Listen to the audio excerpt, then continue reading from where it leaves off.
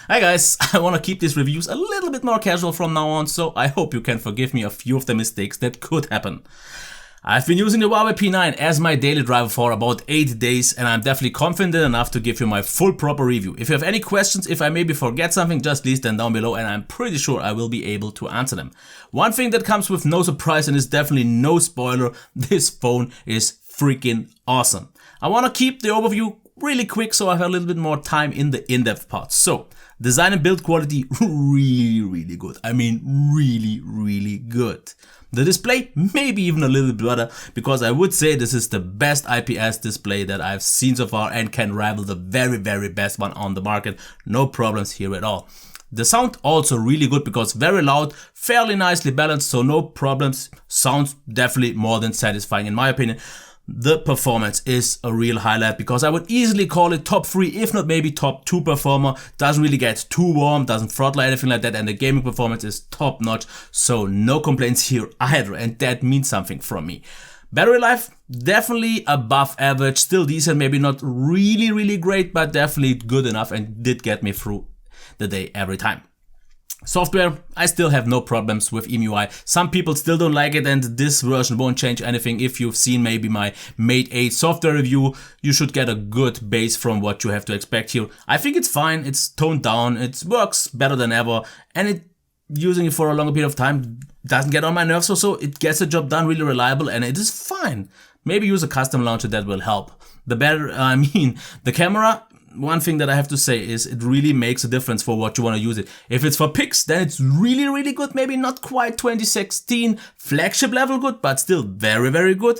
But once you go into video capture and autofocus is something that is very important for you, then this didn't satisfy me so much because it only seems to have manual focus and the performance is okay, but I will get a little bit more in depth into that later. So I would just say let's start with the design and build quality here. Let it zoom in, and as we can see it already, just a quick size comparison with the S7. As you can see, it is noticeably longer, which is fine though since the display is a little bit bigger, but it is also noticeably with 2 millimeters wider, but still okay because it is thinner. And overall the in-hand feel and the compact feel is absolutely great because 5.2 inches, no problem. It's a very compact 5.2 incher, had no complaints with it all, and it feels really thin, noticeably thinner than the S7 did, and makes up for it because it even has the same battery size. The quality of the back is really nice, it doesn't creak or so, really premium. Maybe it doesn't feel for some people as premium as glass on glass does, but that's a personal preference. It definitely makes a perfect job for what it has to do. In terms of grip, it's a little bit hard to judge because if I had more moisty hands, it actually was more grippy. But if I had very cold and actually dry hands, it can become slippery. But since you can easily hold it quite securely, this wasn't a huge issue for me, so I had no complaints here. In terms of color, I have to mention one thing. I have the titanium gray version, and in some certain lighting situations, it actually looks a little bit like rose gold, just so I said that. Here we have the fingerprint reader that works absolutely crazy fast, as you can see here. This is really nice. I never had any issues. Once I pick it out of the pocket, it always works. It's super reliable, really like that one. Here we have the 2 cameras, the flash. Let's turn off the display. Here we have a microphone. On the left side we have the SD card and SIM card tray. On the bottom we have the headphone jack, USB Type-C, the 1 speaker, and the pretty much perfect buttons. Because as you can see, the power button even has a little bit of a texture, has pretty much the perfect position, at least for me. Really like it. It has a really nice tactile feedback, same as the volume rockers. Feels very premium, very substantial, doesn't click too much, and that's a good thing. So overall, I didn't think they could have much done better because we also have 2.5D glass. And what is quite surprising for me, because we have beveled edges on both sides, but it doesn't really feel like it because it feels super nice and round, and is pretty much the best metal phone that I've held in the hand because it feels so compact and so nicely round, and still with the beveled edges I just didn't expect that. So I am not sure what they could have possibly done better. We have a notification LED, but it's quite faint, so don't really rely too much on it. It wasn't really that visible in lighting. So let's get into and check the display because I'm not really sure what else to say about the design and build quality because it's absolutely flawless. Which the display is even more so because 1080p, super sharp and clear. I'm not quite sure what Huawei does with their displays because they are absolutely perfectly calibrated. And the great thing is we have a color temperature control. Usually we had a slider, but this time we actually even have a little bit something more precise that gives you a little bit more headroom. So we can go to warm or you can go to gold. Personally, I just like gold, and that's why I will stick with that for the rest of the review. Absolutely like it. The white is better than, for example, on the S7. I would wish for a color temperature control there. So sharpness, absolutely great. White point, exactly as you want it to. Blacks, quite nice, definitely good for an IPS display, but there is still some IPS glow. You will visit that. It's not the very best one here, but in normal use it wasn't really anything that I would bother about. Viewing angles also very stable, no problems here at all. The camera never picks that up that well. Colors, absolutely nice because they are quite vibrant and vivid, but still manage to be always very, very accurate and natural. So I really like that. Maximum brightness is surprisingly good because usually I use most phones on 50-70% of brightness, where I use this on only 35%, which is quite surprising. 100% in daylight, in quite harsh sunlight was okay, but there it wasn't as impressive as it is indoors. But overall the display is magnificent. So let's check the sound. And here I have to say I was surprised once I heard it for the first time, and maybe the same will go off here as well.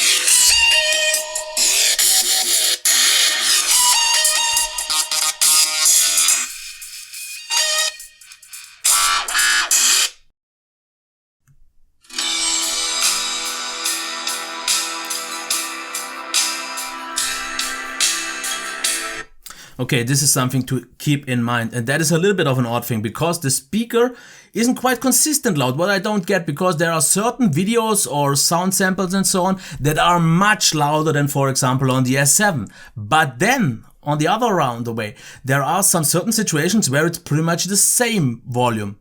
It's always at least as loud as the S7, but sometimes a lot louder, and I'm not quite sure why that is the case, but no matter what, maximum volume, absolutely satisfying. You've maybe seen that the speakers on the one side can be blocked, but in normal use, at least for me, using the phone with the right hand, it was never an issue, not in landscape, not while playing games, it was always absolutely fine, never blocked it. Tonal balance is absolutely fine, everything is good. It's maybe a little bit more on the hollow or echoey side than the S7, which sounds a little bit more rich, but it was never something that I would have complained about, especially since the maximum volume was that good. If we talk about the headphone jack quality though, I have to say it's not super great because it could be a little bit louder for earphones, absolutely no problems, but once I tried it with my Audio-Technica MTH50s, then I noticed that it's not really loud enough as I wanted it to be, and it sounded a little bit weak and flat. So here the S7 does a better job. It's still good enough, I would say, but if you are someone who really listens a lot with headphones on their phone, this might be something to check first before you buy it, because I wished for a little bit more, but that's the case for most phones these days. Now let's check the performance, and here I have only the best to say, because as you can see here, scrolling performance, absolutely crazy buttery smooth, and I would definitely say the scrolling performance is superior to the S7. It's very consistent, no problems, no lag at all, and the same goes here as well for something like this here. If you do maybe a really fast flick, a really fast scroll, you see some stuttering or lagging going on, but if you use it for in a normal speed like this, for example, it always performed absolutely great here, for example, as well for Palaver.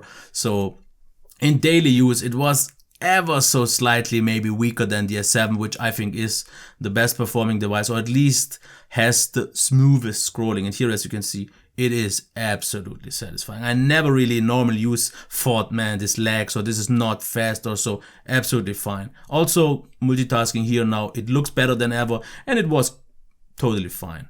Maybe a stock Android phone with 3 GB will do a better job, but in normal use I never really noticed anything. And once we talk about the gaming, this is where it's definitely a lot better than, for example, my Exynos version of the S7. Games ran super smooth, pretty much no lag, no stutters, no slowdowns, really, really nice performance, and the heat is also no issue. It gets warmer, and it especially feels a little bit warmer since it is a metal phone, but it never got to the point where I thought it would slow down the performance or anything like that, so all good here from my side. Now, let's talk about the battery. And one thing that I'm a little bit disappointed in is the charging time, because slightly more than 2 hours and 50, so right, 2 hours and 50 to 2 hours and 20, which is a little bit odd to see. I expected something of a quick charge here, which I don't really see here. So it's still okay, but definitely can compete with most of the quick charge 2.0 phones these days. Therefore, the battery life is, I would say, at least decent, if not a little bit better, definitely better than average, because I would say in mixed use, I got around 4 to actually closer to 4.5 hours of use with a brightness of 35%. But you also have to consider I drain my phones a little bit harder for some reason. And I've noticed, and I expect you to get at least half an hour, if not an hour more.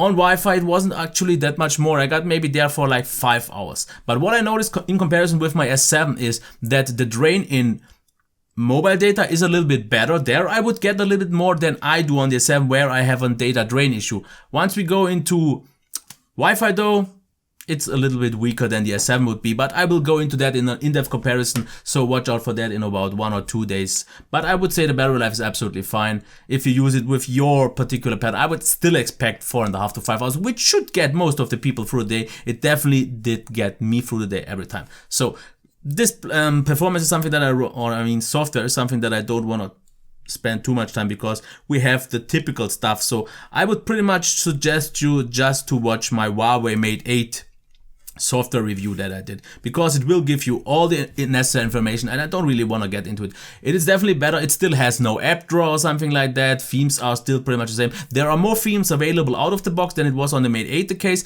but you can also check XDA for that. So it looks better with themes, definitely, and you should use a third-party launcher, but once you are there, it is fully satisfying. It doesn't really have any that annoyance more of the battery management, so it's quite fine. I'm definitely very pleased.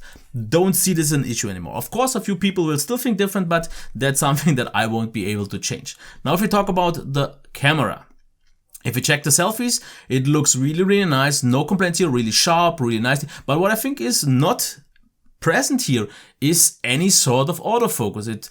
From a normal arm's length, it seems to always provide a sharp picture, but I didn't see it making any focus attempts at all.